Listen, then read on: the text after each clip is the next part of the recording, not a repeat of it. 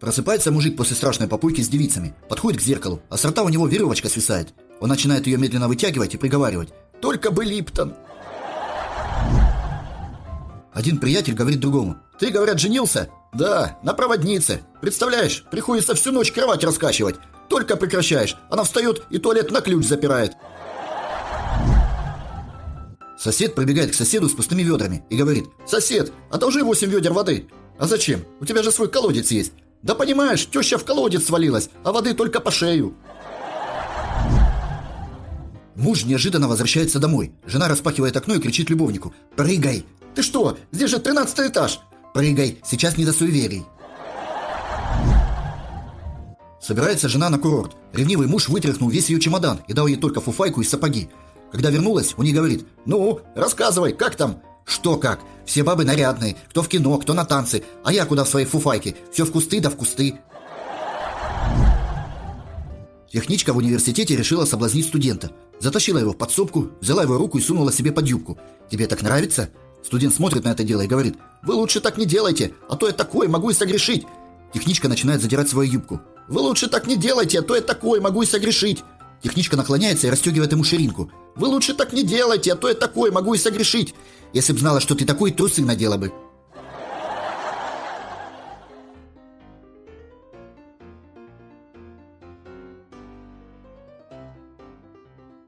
All right, everyone's presentations are done. Nick, the manager, said as he tried to move the discussion forward. Excuse me, I haven't. I recently found out something. Nick interrupted me and began to speak. There's apparently someone in this department who didn't graduate high school and is just a part-timer.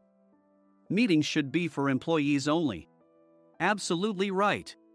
His lackey, Mike, of course, agreed with Nick. I'm leaving. After leaving the meeting room, I started to shut down my computer.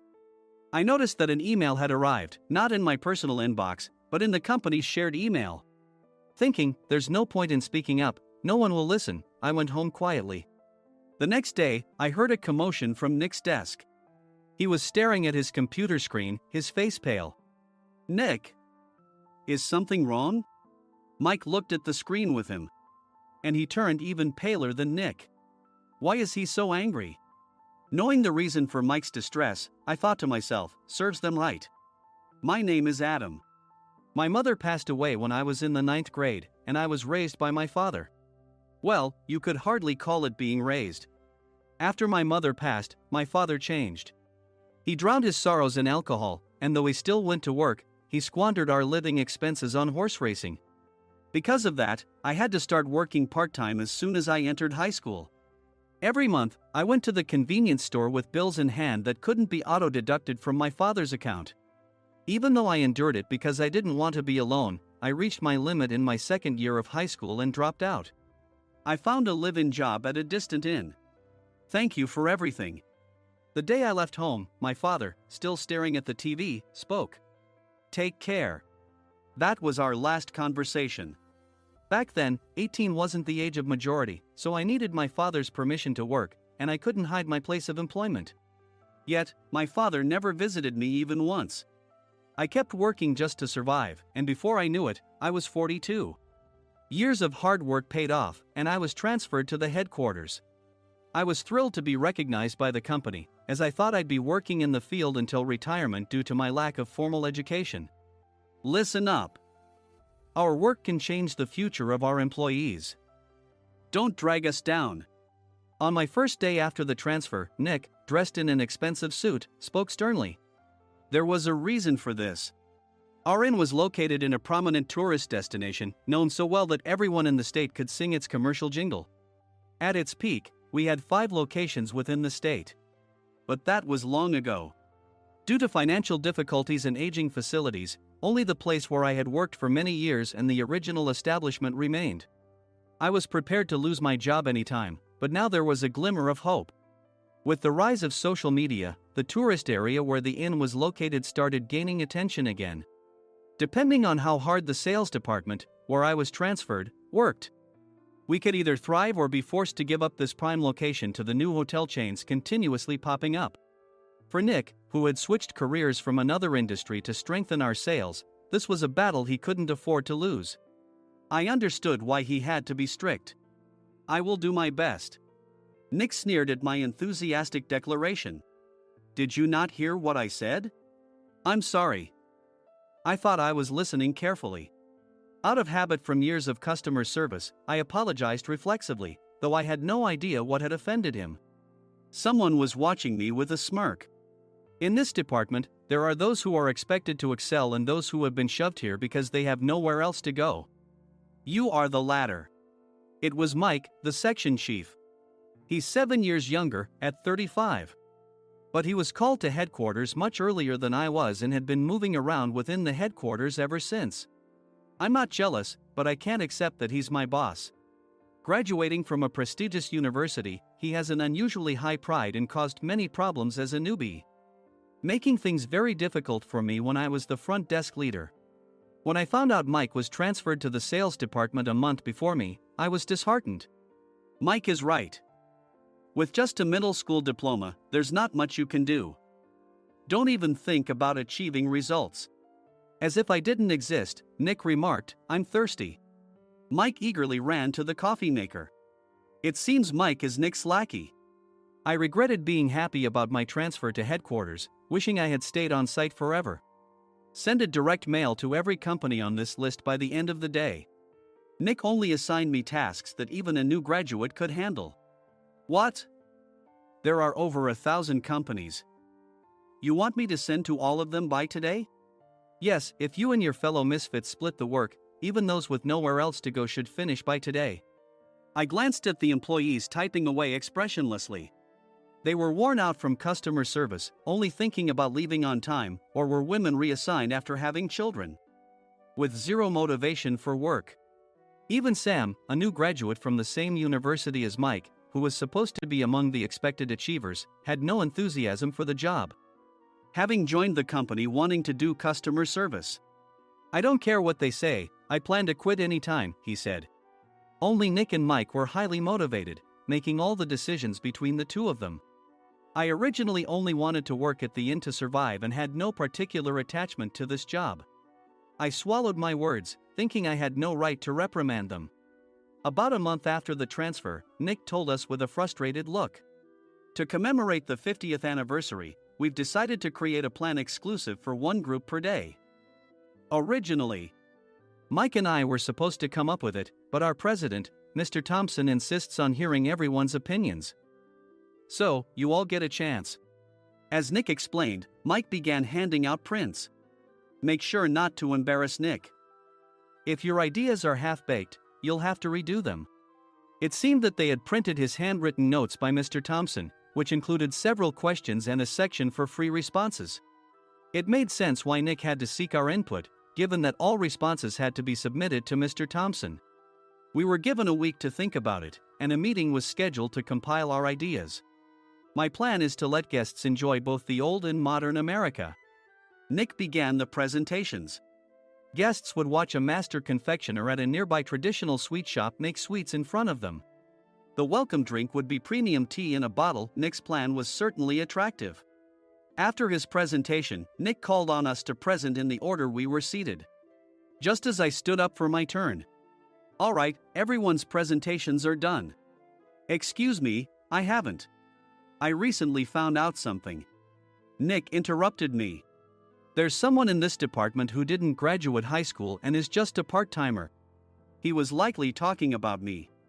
I joined the company as a part-timer and was made a full-time employee when I turned 20. That was 20 years ago, so Nick and Mike probably had no chance to know until recently. Meetings should be for employees only. Absolutely right. After that, Nick kept creating opportunities to solicit everyone's opinions, purposefully excluding me from speaking. The meeting unexpectedly heated up and went past the scheduled end time. A few people asked to leave, and the discussion continued with the remaining few. Still here? Normally, you'd leave in that situation. Though I had no attachment to the job initially, hearing kind words from customers made me want to make them happier. For someone like me, with nowhere to go, the inn was my home and customer service was my life. I felt pathetic about my current self. I'm leaving. I left the conference room and started shutting down my computer. I noticed an email had arrived, not in my personal inbox, but in the company's shared email. Thinking no one would listen to what I had to say anyway, I quietly went home.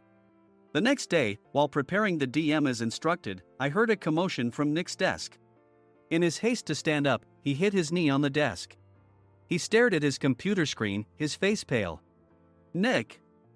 What's wrong?" Mike, thinking he should be the first to rush over, approached Nick while still wearing his coat. He peered at the screen with Nick. And he turned even paler than Nick. Why is he so angry? Who is responsible for this company? Nick, more irritated than ever, asked, and Mike answered without checking. Probably Sam. Sam wasn't there because he was attending a morning training session for new hires. Nick gave up on getting angry and returned his gaze to the screen. They were looking at an email that arrived right after the end of the working day yesterday. Apparently, no one, including me, had checked it before leaving. The email was from a large company that used us for their annual employee trips. The president and executives of that company also frequently used our services personally.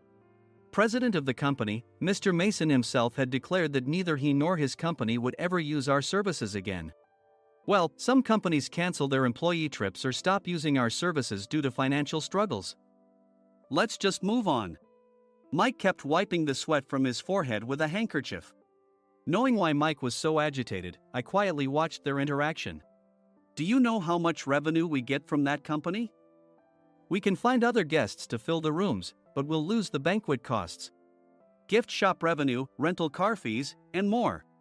Moreover, the gifts were supposed to be prepared by the traditional confectionery shop involved in Nick's proposed plan. If it's known that we incurred such a huge loss at this critical time, Nick's position in the company would be jeopardized. Nick took a deep breath, seemingly trying to calm himself. All right, Mike. Go to New York right now and apologize to Mr. Mason. What? You're coming with me, right? I have urgent work to do. I trust you, which is why I'm entrusting this to you. Please. Mike, believing Nick's sincerity, agreed with a determined look on his face, saying, yes. That's Nick for you. Even if Mike went to apologize, Nick would shift all the blame onto him if the client didn't change their mind. Well, it was Mike's fault to begin with, so it served him right. About 3 hours later, Sam answered a call from somewhere and repeatedly apologized, saying, I'm very sorry. Everyone watched to see what was happening. After ending the call, he informed Nick with a weary tone. When Mike arrived at the client's company, he only made things worse, further infuriating Mr. Mason. He was demanding, get his boss here immediately. It was no wonder Sam was exhausted, dealing with such a call right after returning from training. What is that idiot doing? All right, Adam, you're coming with me. If sacrificing Mike didn't work, then I must be next. Normally, I'd want to refuse at all costs, but I saw an opportunity in this situation. If I can be of assistance, I'd be happy to join you. I obediently followed Nick, and we flew to New York. When we introduced ourselves at the reception, it became clear how serious the situation was, as the receptionist personally escorted us to the president's office. Angry voices leaked through the door, making both Nick and me uneasy. Excuse me. I'm Nick, the supervisor. I understand my subordinate has caused you trouble, and I deeply apologize. Nick, with his experience in the corporate world, knew enough to offer an apology before excuses. However, his customer service skills left much to be desired. I sighed as I saw Mike trembling like a small dog in the corner of the room. What kind of training are you giving your subordinates? Mr. Mason glared at Nick with a red face. The intensity of his gaze made even Nick take a step back. Regrettably, I joined this company only 2 years ago and was unaware of Mike's issues. I should have identified his shortcomings sooner. Indeed. I should have realized sooner. No sensible person would come to apologize and then give a lengthy presentation on the drawbacks of not using their in. Nick froze, his mouth slightly open. Suspecting the worst, I picked up the documents that had fallen to the floor. It seemed Mike hastily prepared these documents on the plane, listing the disadvantages. Disadvantage 1: if you change the venue for the company trip, employees might suspect it's for cost-cutting reasons, leading to a negative impression. Reading it aloud half-jokingly, Nick snatched the papers from my hand and checked the contents with a furious expression. Among the stack of documents was a receipt from a nearby convenience store's copy machine. I felt a pang of dread, hoping he hadn't shown the receipt as well. What do you think he said when I asked what kind of nerve he had to do this? I'm very sorry. Faced with the dire situation, Nick must have thought there was nothing left to do but apologize. In a voice smaller than I'd ever heard from him, he uttered words of apology. He said, "I'm a Harvard graduate. I don't believe I said anything wrong." Mike, what have you done? Forgetting his plan to pin the blame on Mike, Nick yelled loudly, even in front of Mr. Mason. "I didn't do anything wrong." "You're still saying that? Look at him." Mike pointed at me with a shaking hand. "I was assigned to headquarters in my 20s and now I'm a section chief. This guy only made it to headquarters at 42. Everything I've done proves I was right. So why are we losing the contract?" Having said his piece, Mike collapsed to the floor. "Of course. You were sent there because you had nowhere else to go." Mike never expected to hear such words from someone he looked down upon. He lunged at me, and Nick hurriedly stepped in to stop him. "Mr. Thompson told me Mike is a quick thinker, and to take good care of him." There's no way he was pushed aside. "Don't make things worse here. He didn't say quick thinker, he said only quick-witted, didn't he?" I don't remember that part. I recalled the many troubles Mike caused when he was a newbie. When Mike was on the front line, his pride was so high that he never apologized to customers. Customer service, especially in our job, doesn't work alone. It brings both good and bad situations. If the front staff or housekeepers made mistakes, or the cleaning company didn't properly clean a room, one had to apologize to the customers regardless of personal fault. Mike, in such situations, would never apologize, insisting he wasn't at fault. This often angered customers, and as the front desk leader, I frequently had to apologize on his behalf. He caused complaints and disrupted operations, which is why he was quickly moved to headquarters. In departments where he didn't interact directly with customers, his quick thinking was beneficial and things went well. But it seemed his flaws were starting to show. Corporate reservations are supposed to be entered into the system by the sales representative. But a quick check yesterday revealed that more than 10 items were missing from the client's reservation. The handover document clearly stated what needed to be prepared.